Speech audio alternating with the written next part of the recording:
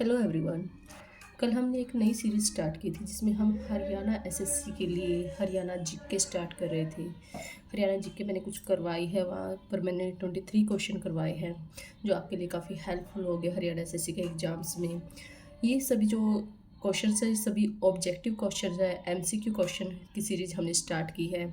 आज यहाँ पर हम 23 से आगे के जो क्वेश्चन है वो कंप्लीट करने वाले हैं इस वीडियो में। तो प्लीज़ चैनल को शेयर सब्सक्राइब अवश्य करें और प्लीज़ कमेंट करके ये बताएं कि आपको वीडियो ये कैसी लगी है। तो चलो हम स्टार्ट करते हैं। Question number 24। कल हमने 23 किए थे तो आज हम 24 से स्टार्ट करते हैं। कौन सा प्राचीन स्थल सिरसा में है? कौन सा प्राचीन स्थल सिरसा जिले में है?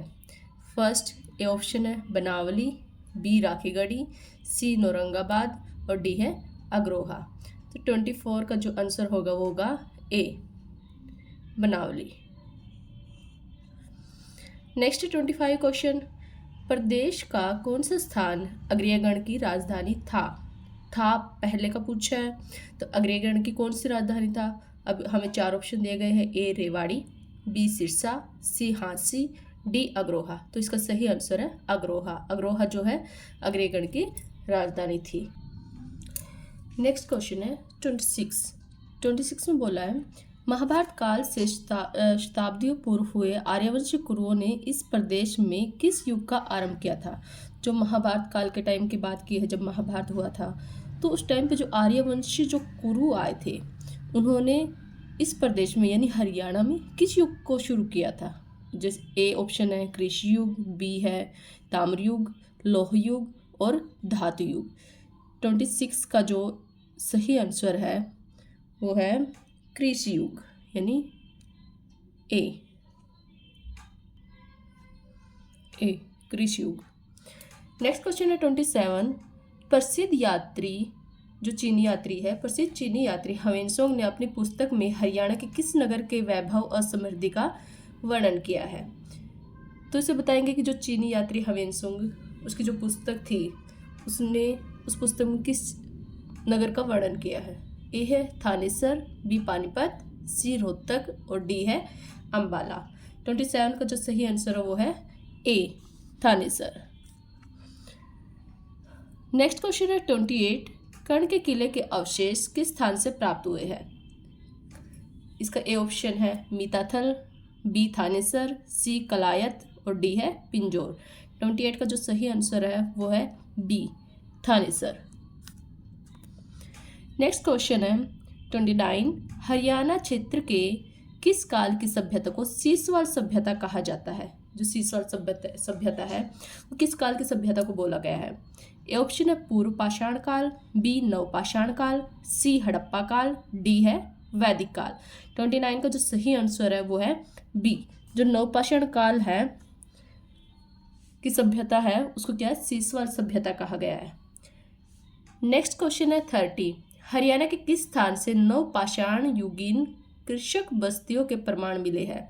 जो नवपाषाण काल से रिलेटेड है, नवपाषाण काल से रिलेटेड था, सीसवाल सभ्यता बोला गया था उसको। अब उसमें क्या है जो कृषि से रिलेटेड जो बस्ती है उसके प्रमाण मिले हैं, उसके हमें सबूत मिले हैं। तो वो किस स्थान से मिले हैं? ए है सीसवाल, बी राखीगढ़ी, सी बनावली और डी है मीताथल। तो 30 का जो सही आंसर वो है ए सीसवाल। सीसवाल से हमें मिला है नवपाषाण युगीन कृषक बस्तियों के प्रमाण। अब पिछले क्वेश्चन देखिए, सीसवाल सभ्यता को नवपाषाण काल कहा गया है। अब नवपाषाण का युगीन किससे रिलेटेड होगा? सीसवाल से ही। तो इसका आसान से जो आंसर वो सीसवाल है। नेक्स्ट क्वेश्चन है 31। निम्न में से कौन सा सही सुमेलित नहीं है? प्राचीन नाम दे रखा है एक साइड जो अब प्रेजेंट में जो नेम है वो दे रखा है। फर्स्ट है ए असंधवित असंध, बी महेस्थ महम, सी आशी हासी और डी है सरयणावत सफीदो। मतलब कौन सा ऐसा सही मैच नहीं है जिसको आज के टाइम पे बोला जाता है। अब असंधवित को असंध बोला जाता है, सही है।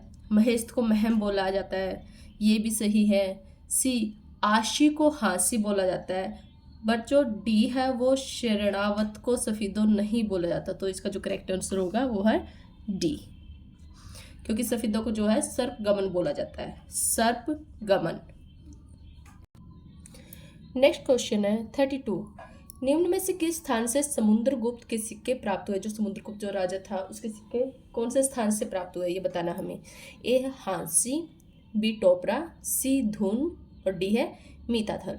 तो 32 का जो सही आंसर है वो है डी, यानी मीताथल। समुद्रगुप्त के सिक्के हमें मीताथल से मिले हैं। निम्न में से किस ग्रंथ में रोहतक का उल्लेख मिलता है? ये 33 क्वेश्चन। रोहतक का उल्लेख कौन से ग्रंथ में मिलता है?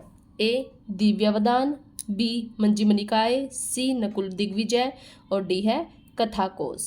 33 का जो सही आंसर है वो है सी नकुल दिग्विजय। ये एक ग्रंथ है, इसे रोहतक और सिरसा का उल्लेख किया गया है। लेकिन जो ए है वो क्या है? वो एक बौद्ध ग्रंथ है, इसमें रोहतक और अग्रोहा का वर्णन किया गया है। ये सिर्फ ग्रंथ जो है नकुल दिग्विजय है और जो बौद्ध ग्रंथ है वो दिव्यावदान है। दिव्यावदान में रोहतक और अग्रोहा का उल्लेख है। लेकिन अगर सिंपल पूछे कि किस ग्रंथ में सिर्फ रोहतक का उल्लेख है, किस ग्रंथ में, अगर ये बोले कि बौद्ध ग्रंथ, किस बौद्ध ग्रंथ में, तो दिव्यावदान लिखना है। और अगर ऐसे बोला जाए कि किस ग्रंथ में रोहतक का उल्लेख मिलता है तो आप लिखेंगे नकुल दिग्विजय, क्योंकि इसमें रोहतक और सिरसा का उल्लेख मिलता है। नेक्स्ट है 34 क्वेश्चन।